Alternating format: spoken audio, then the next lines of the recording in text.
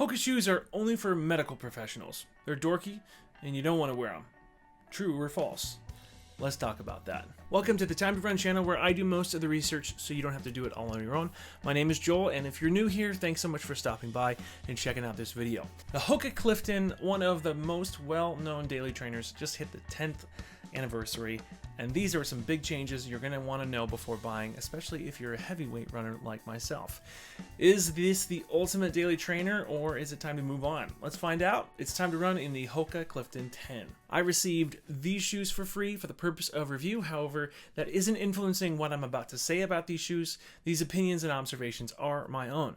So let's dive right into the review. These are the most purchased HOKA shoes from HOKA fans because they're designed to put in the most amount of miles in a given year. HOKA has made 5 changes to improve this shoe over version 9, and here they are. So first, HOKA has modulated the heel from a 5mm drop and raised it to an 8mm drop. In version 9, the forefoot was 27mm, and it's nearly the same as version 10. However, version 9's heel was 32mm, and HOKA said they raised it by 3mm in version 10. So now it's gone up from 32 to 35mm. Second, they improved the transition from the heel to forefoot. Third, they improved the fit in the forefoot. And fourth, meticulously tuned the midsole geometry for an inherently more stable ride. And fifth and final, they've incorporated a double lace lock that simplifies the process of putting on and taking off this shoe. Really great changes.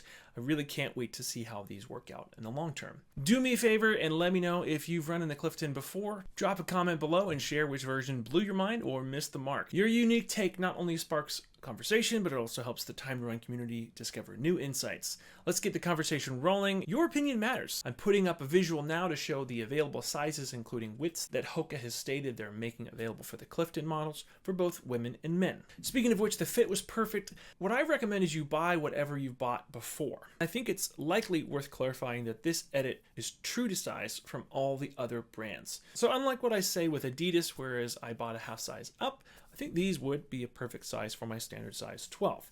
Since these get stocked at most running stores, I'd say make it easy on yourself and get fitted. Usually at a place like Fleet Feet, it's a free fitment test, and there's a great return and exchange policy if you need to go with different sizes or different colorways. Now the upper, it's made of a jacquard mesh versus their previous engineered mesh. It's softer and more pliable, which is also not collapsing to the point of instability. Now on the side, of course, we have the HOKA logo and then some accent overlays, mostly for low light visibility for nighttime or early morning runs. And here's what a visual looks like during dark hours. More overlays go up to the top of the lacing channel in order to give better structure and strength, so you can get a better lockdown from these laces as your preference desires. The collar here is equipped with their super plush swallowtail design right back here. Those who have run in the Clifton before understand what I'm talking about. If you know, you know. Introduced in the Clifton model version 7, HOKA's keeping this design going for all the fans ever since. And as previously mentioned, they've added an extra 3mm of specific cushioning to the heel. This is good news to all the heel strikers who have loved the Clifton before, because you're getting that much more comfort for your knees and joints, improving the impact protection for more miles, making your runs all the more comfortable. I'm not a heel striker myself, but I appreciate it nonetheless, especially during my walks. I'm really happy with the cushioning throughout the shoe for all my runs. It's such a perfect amount of cushioning for my daily miles. These are definitely in the Goldilocks zone of comfort for daily trainers. Yes, it's a little bit more max cushion than some, but I found this to be quite favorable for sure. Now, are you already finding this video helpful? Well, if you are, please write in the comments, yes, I'm finding this video helpful. Videos like this thrive best on comments and longer watch times and likes, especially when the viewer is engaged more. So without your help, this video will likely get pushed down further into the feeds of the viewers who do want to watch the content. So I'm hoping that you'll take the time to help myself and the Time to Run community by writing this phrase. However, if you're not finding this video helpful, just consider this next comparison. Now that covers the comfort. How about the rocker? I just have to say it's a very complimentary rocker for all my strides. I found all my miles I ticked off really helpful and assisted by the rocker in the midfoot. Not too aggressive, as I want to ensure I can keep things reined in a bit for anything that isn't tempo or faster than that, but not too disengaged that I have to work harder at maintaining my paces throughout my weekly mileage. I think there is a misconception that a daily trainer has to be more than what it's meant to be. We often forget that daily trainers used to fulfill one role. In a world where we try to squeeze everything out of one thing, maybe some of us have forgotten that a daily trainer is meant to be more of a unitasker than a multitasker. It's meant more to be in a rotation than to be without. And yes, while these shoes are going to be leaps and bounds better than their $50 counterparts, they don't need to be anything more than what they are. A comfortable, durable, long-lasting daily training shoe.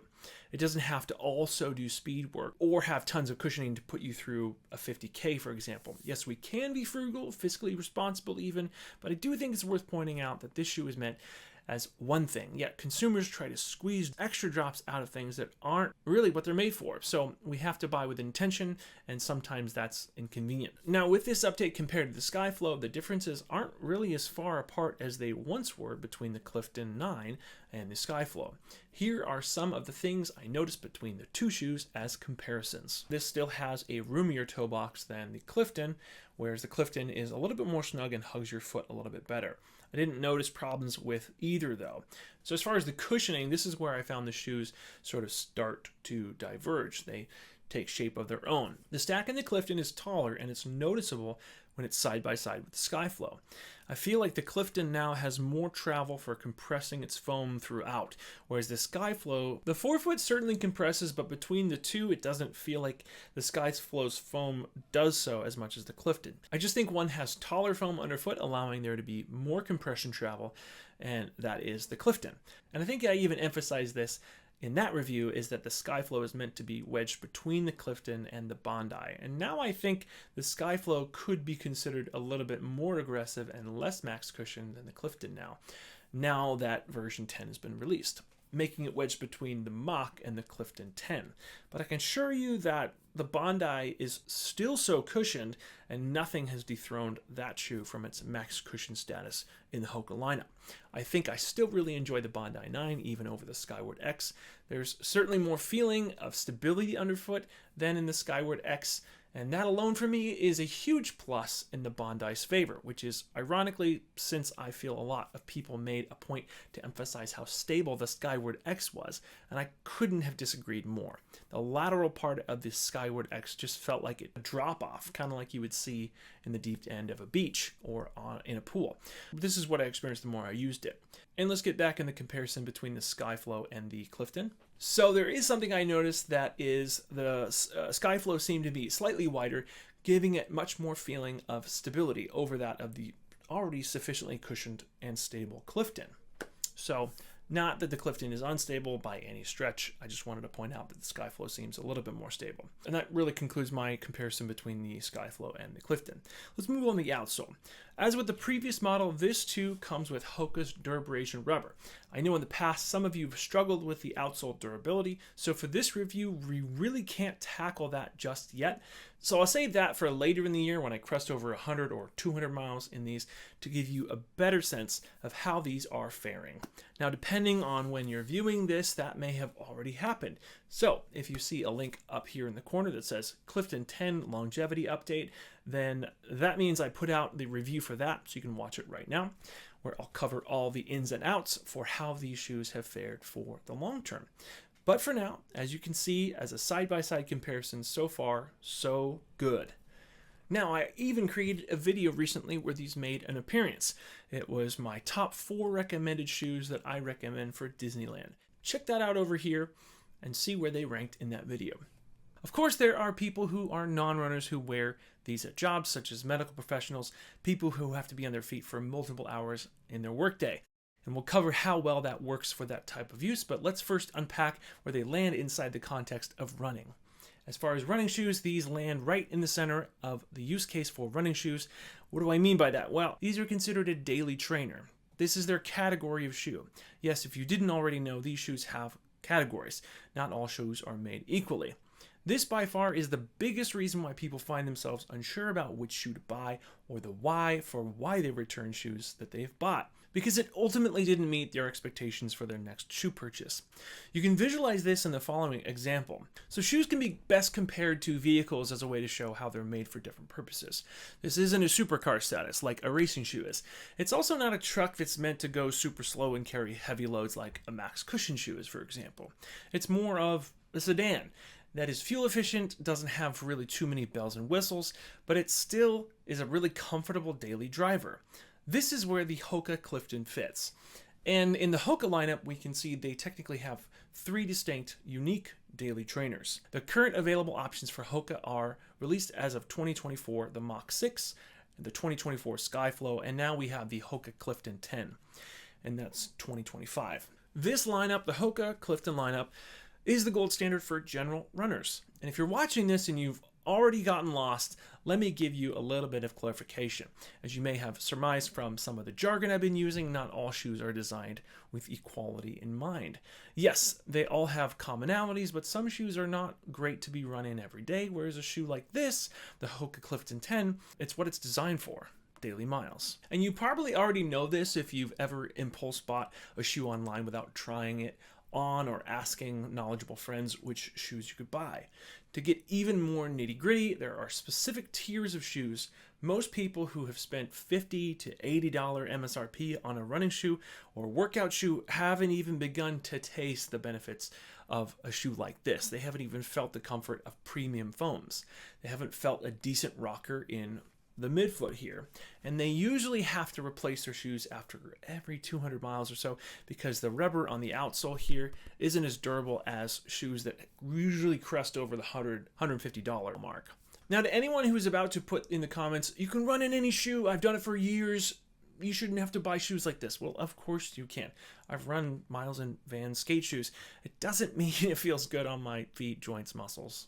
Case in point, I've done half marathons in $50 running shoes, and it has beat me up. It's been one of the most difficult ways to run a half marathon. So thankfully, I didn't let that stop me from running my first marathon after that, because the shoes I chose for my marathon training block and race days were nothing like the pair I ran in that half marathon. Now, whereas with the Clifton primarily being a daily trainer, its unique second skill comes out of the woodwork due to being right in the middle. Not too stiff and not overly indulgent with the cushioning.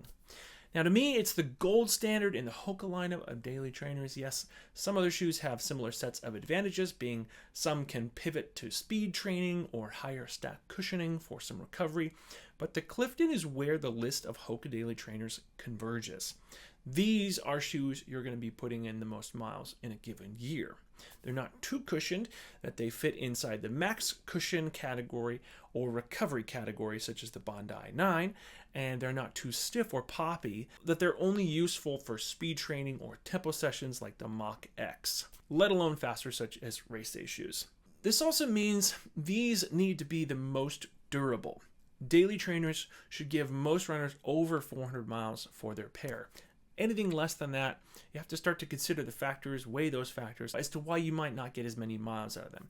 So for me, it usually comes down to body weight and where I'm landing on the shoes.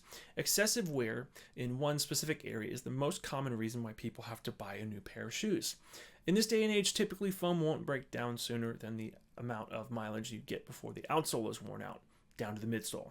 Now, it all depends on the materials that they use, and sometimes a brand experiments to the detriment of the consumer, realistically. Generally, what should be avoided are shoes that you pay about a mile per dollar, even worse, a kilometer, at which point the shoes have worn down to the midsole.